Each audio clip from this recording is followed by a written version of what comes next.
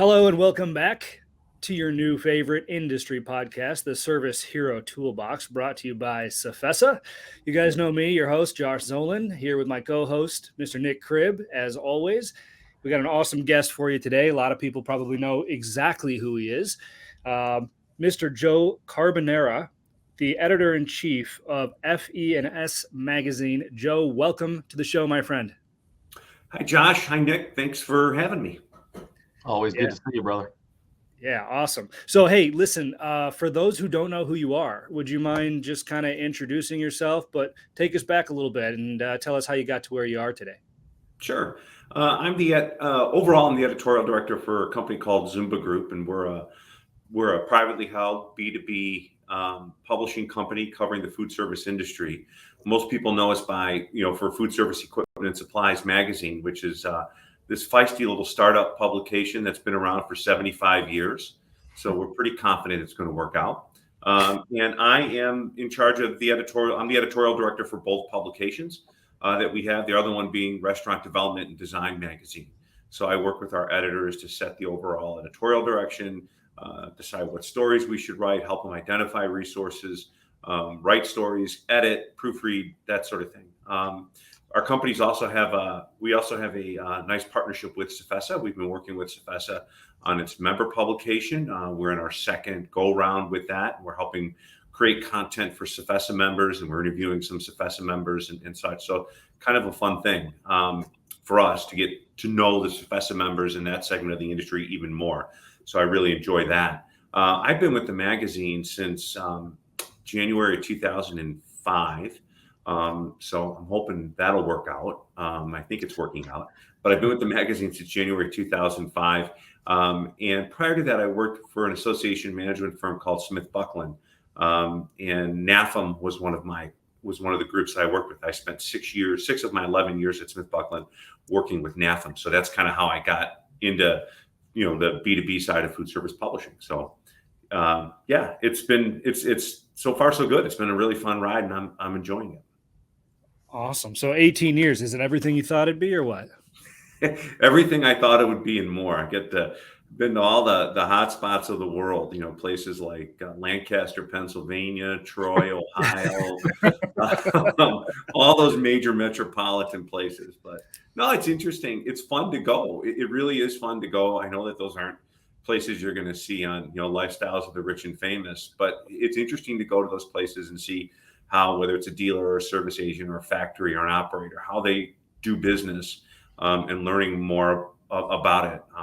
Makes for a richer storytelling experience, I think, when we're putting the magazine together. So we always pick some stuff up. And it's fun. And I get to meet guys like you, like Josh and Nick, and, be close with some of the Safesa members, some of the nicest, warmest people you could ever hope to meet. So yeah, it's fun. I'm learning every day, and that's what makes it awesome.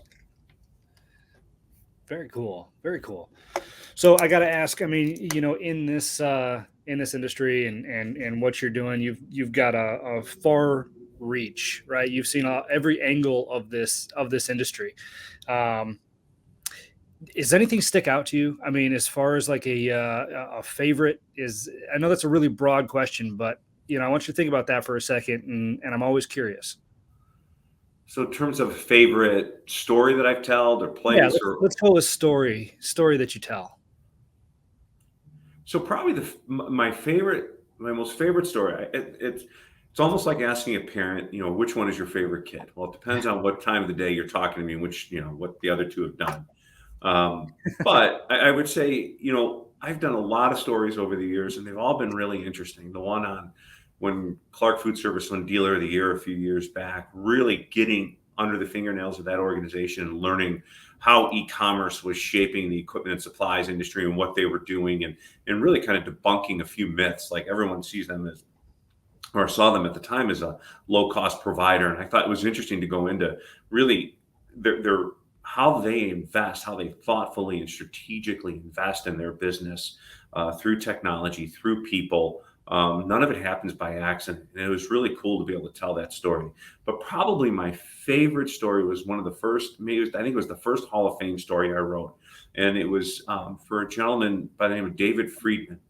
And David was with a dealership called Paramount that's no longer around, but they were based up in Rhode Island. And David had, as you mentioned, Josh, kind of like people have rich stories, within this industry.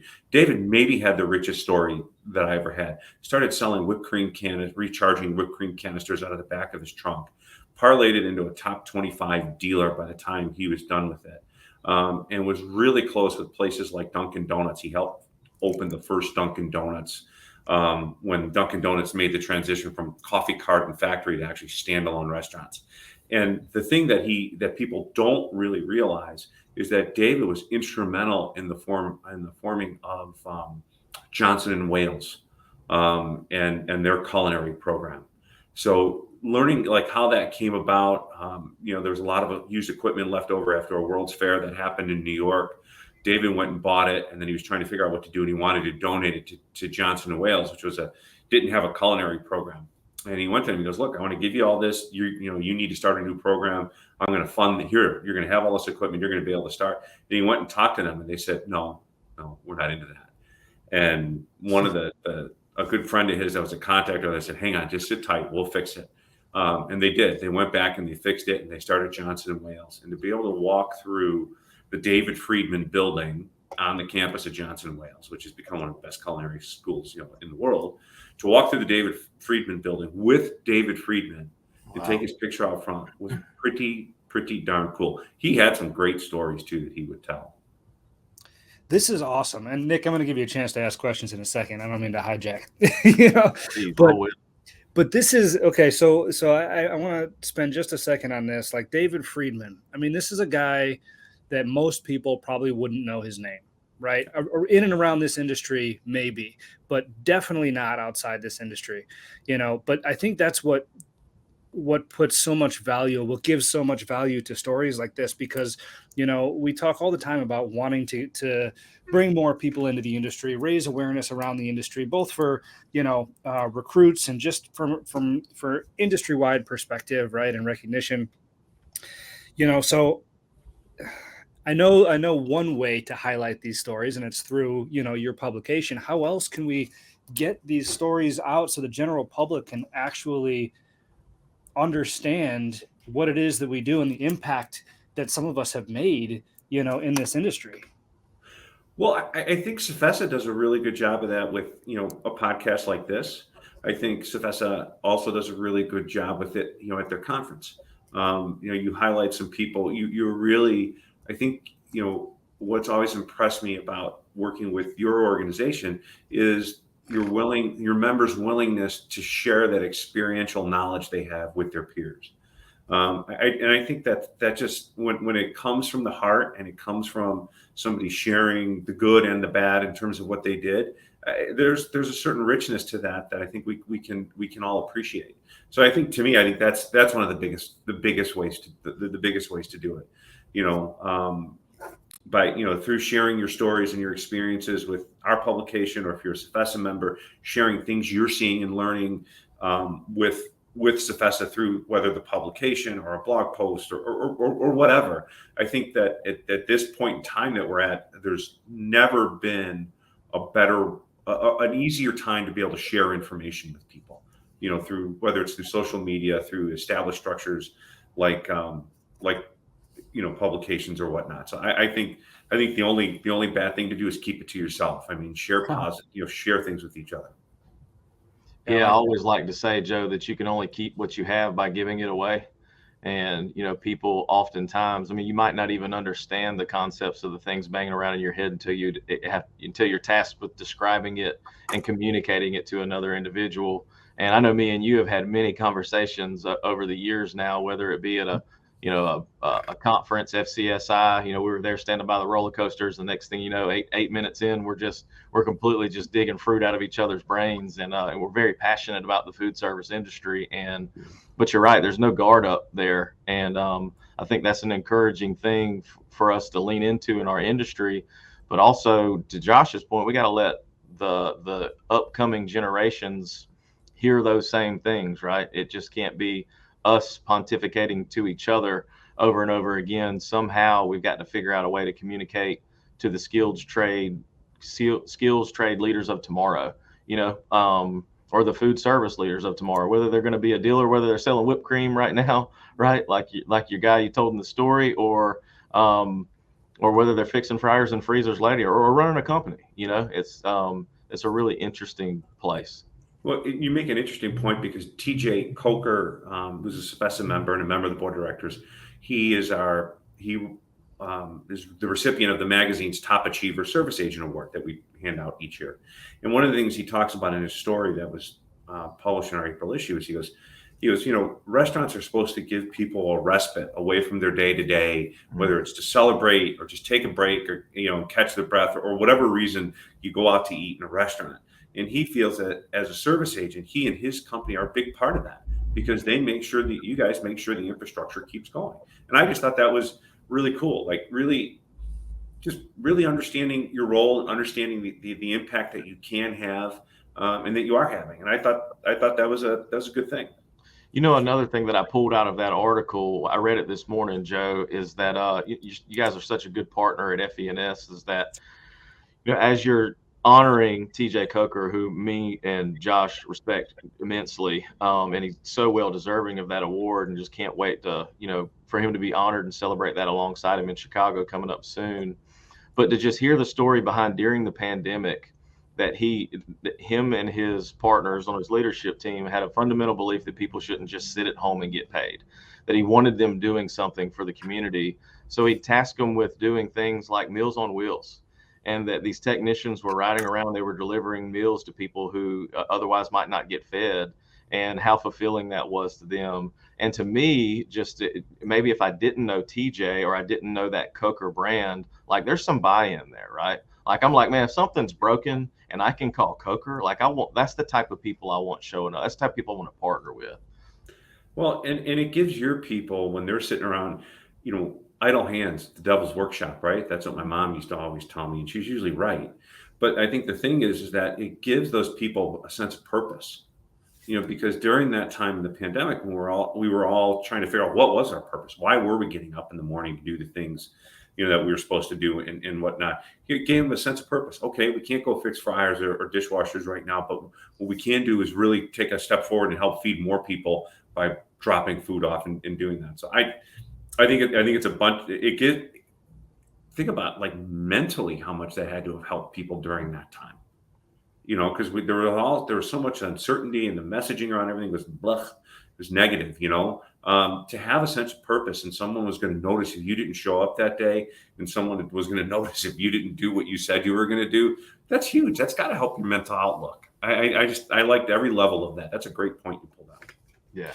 Yeah, and there's a million stories like that throughout this industry, which is why it's amazing to me that I shouldn't say nobody. I have a habit of doing that, which is why so many people, it's surprising that they don't know about what we do. So, I mean, big hats off to TJ for having that thought process, and other people in the industry as well. I want to pause for a second, because as Nick knows, I like to issue some challenges to our audience and to our listeners. We're sitting here, all three of us, we just heard your story, Joe. You just told us David Friedman's story. We were just talking about TJ Coker. And of course, you guys know Nick's story. He's told it about a million times, on several different shows and talks. I want, and circling all the way back to something that you just said, Joe, about 5 minutes ago, which is the only wrong way to do it is to not share it. Right. So the challenge to the audience is to take your story, whatever story it is, whatever story you have, because it's going to be relatable to somebody, if not multiple people in, out, and around this industry, and share it. Again, to your point, Joe, there's never an easier time in history to be able to share your information. So put it out there, because this stuff resonates. I mean, even the stories that I've been hearing on this show in the past 15 minutes have resonated with me. So if anybody out there thinks that their story won't resonate with somebody, I'm sorry, you're just wrong. So share your story. That's my challenge.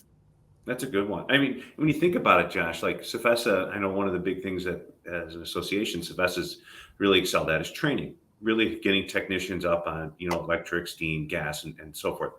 But that's a baseline. That's just a foundation. Like the real magic happens once you take that baseline and you use that baseline knowledge and you apply it out in the field.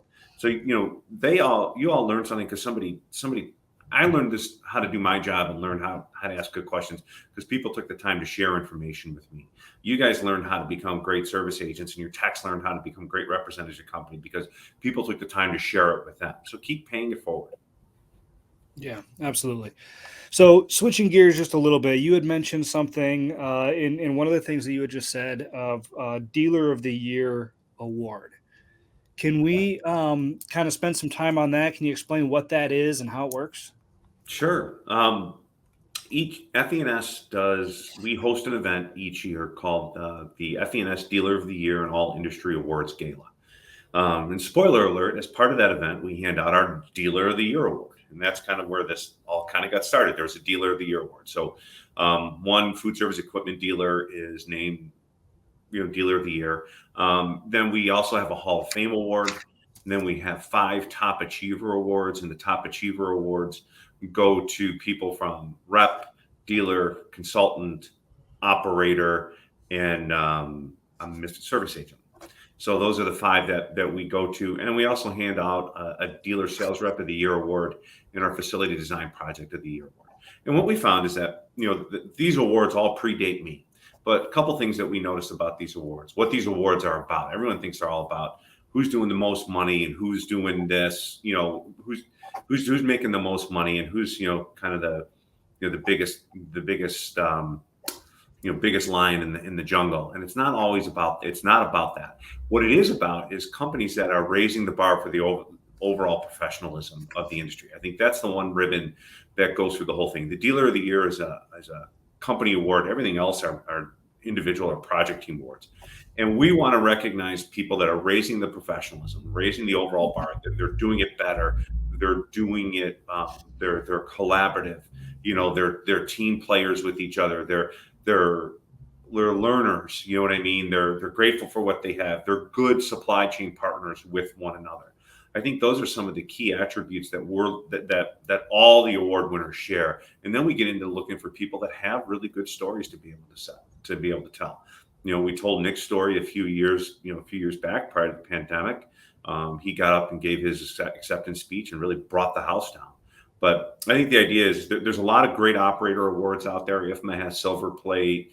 There's all sorts of great operator awards out there. But we're really trying to focus on the supply chain here a little bit and say, hey, they're doing great stuff here. Here's some great stories and some great things that are coming out of these companies and these individual segments.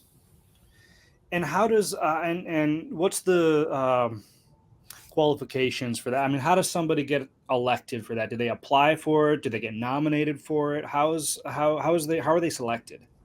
Well, it always helps with an incredible amount of sucking up to me. I think that's a really good way to start. That's so great. This happens. There's a lot of work that goes into researching, finding the right people. Part of it is just my being present, going to Cefesa and getting to interact with people. For the Service Agent Award, for example, and having spent some time with TJ at a recent event and listening to him and seeing kind of how he's interacting with everybody. And then we dig in and we do some research. So it's my being present at industry events. It's we go out and we do research. We have trusted folks, from whether it's associations, factories, other service agents. If it's a Service Agent Award, other consultants, if the Consultant Award, that sort of thing. We kind of cast a pretty wide net, gather as much information as we can. And then I take notes and we start listening. And then all of a sudden, it doesn't take long to see certain names start coming up more so than others. And other factors kind of start bubbling up. When you start reading out the attributes of the people you're considering, once you start really listening to what you're saying, it becomes pretty clear pretty quick who should get the award that year. Yeah, that's pretty cool. All right. So you said that this magazine has been around for 75 years. Is that what I wrote down here? Is that right? Yeah, 70. We're celebrating our 75th anniversary. I think on the magazine, I should have, a good promotional person would have like the magazine right here to hold you. Added that. But yeah, 75 years. We have a logo. Wow. We have our 75th logo on there. It started out as the dealer magazine, and then it went through a whole bunch of different iterations. Our company bought the magazine in 2010 when Read Business Information which was the largest B2B publisher in the world. They pulled out of trade magazines here in the United States. So our company was able to buy it, keep the brand alive, and frankly grow it. We're bigger than we were, 13 years ago.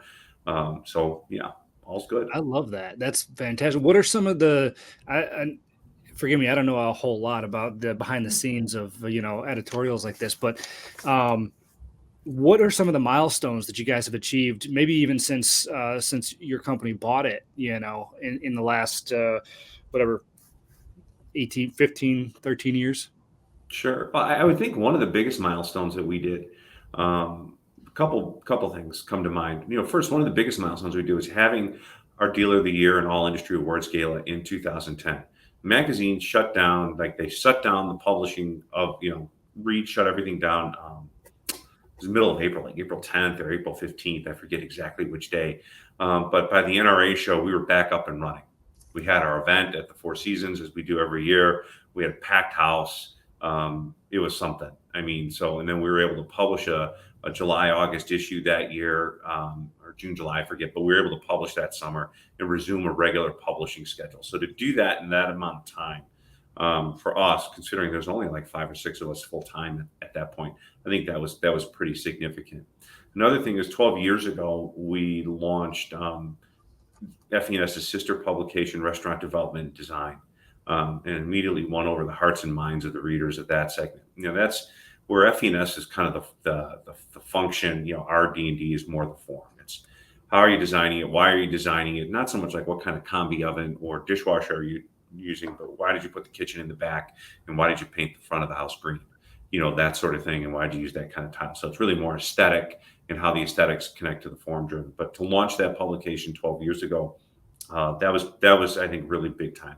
We've been able to execute a few events. Our D&D has a Tour of the Design Trends event that we do every couple of years. We try to do it every year, where we take readers on tours of restaurants in Chicago so they can get a sample of the food and drink and learn about the design and how that came to be. I think that was a huge, for us, that was a pretty cool thing. And I would guess that we've had our FED conference, our Food Service Equipment and Design Thought Leadership event, and we've done that several times. And that's become kind of an interesting event for us as well. It's a series of TED Talks where people from different segments of the industry share thoughts, perspectives, and that sort of thing. So we've done a few of those as well. So I think those are some for us. Those are some pretty big milestones for us. Yeah, sounds like it. What's next? Oh, you got anything you're working on? Like anything, obviously, that you're at liberty to talk about? We're doing another tour. This one's for FENS. We did one in 2019 for FENS called Tour of the Trends, or Tour of the Design. I forget how we positioned it, the exact name, but it was we did it here on the north side of Chicago. And anybody who knows me knows I'm a big Cubs fan. So we were able to connect with the owners of the Cubs, and we got access to 4 or 5 restaurants that they had helped build in the area around the ballpark. So we did a walking tour of those restaurants, going through their kitchens, sampling the food, hearing from the people that work there about what works and why, and saw some pretty innovative stuff there, all the way through to go into the Cubs had built a whole bunch of new club options, like fancy, expensive seating options at Wrigley Field. So we got to go see all those in the commissary kitchen and cap it all off with a big cocktail party at the end of the night. We're going to try and recapture that, although I don't think we can go through Wrigley Field this fall, but we're doing a tour through some restaurants in downtown Chicago toward the end of September. So I think that's the next big thing for us, for sure. Awesome. Hey, I got a Zolan challenge for anybody who's listening. If you go to NRA and you have the opportunity to catch a Cubs game either before, during, or after that show, you need to go to Wrigley. That place will impact the way that you view the world. It's amazing. So, and I say that as a lifelong Braves fan, right? It's still, I still can't, the history there is so rich, and it's such a beautiful spot and right in the heart of the city. You need to ride the train. You need to do the whole experience, man. It's a very cool thing. It really is. There's nothing like eating a hot dog at Wrigley Field. I grew up a Cubs fan also, and I'm gonna go ahead and assume you're also a Bears fan, Joe. Yeah. Yep.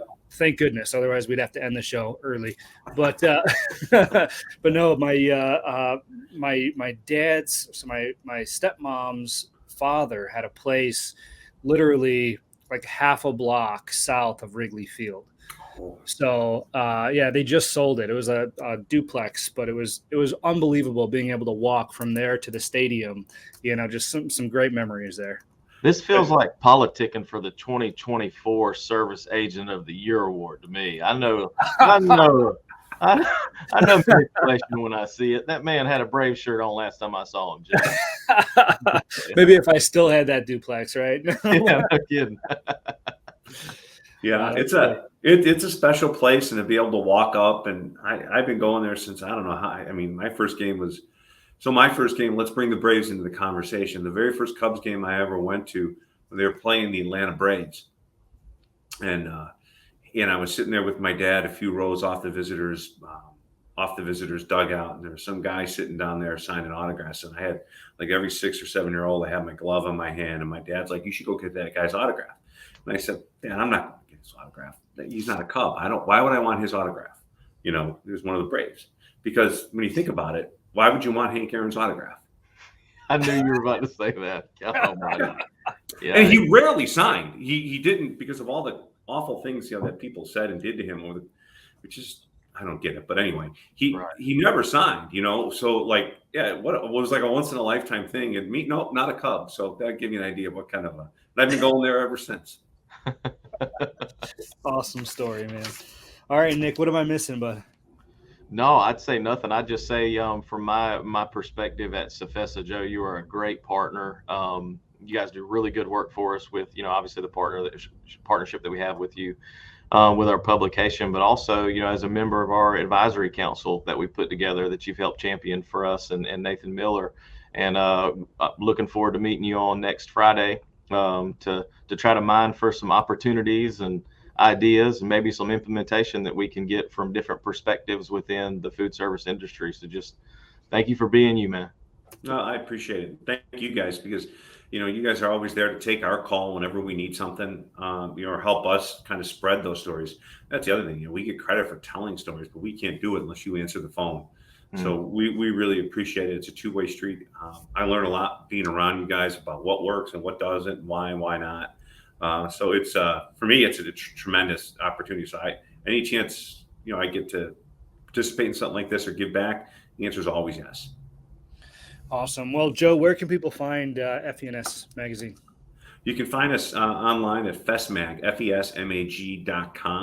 And we're on Twitter and LinkedIn and all that fun stuff. So we're not very hard to find. So hopefully you'll pop in, and if there's anything anybody ever, anything I can ever do for you guys or any Safessa members, never hesitate to ask. I'm always happy to help. Absolutely. Awesome. Well, Joe, thank you so much for coming on the show. We really appreciate it. And I know that our audience and members will as well. Thank you, guys. Thanks for having me. I'll see you in Chi-Town in 1 week, brother.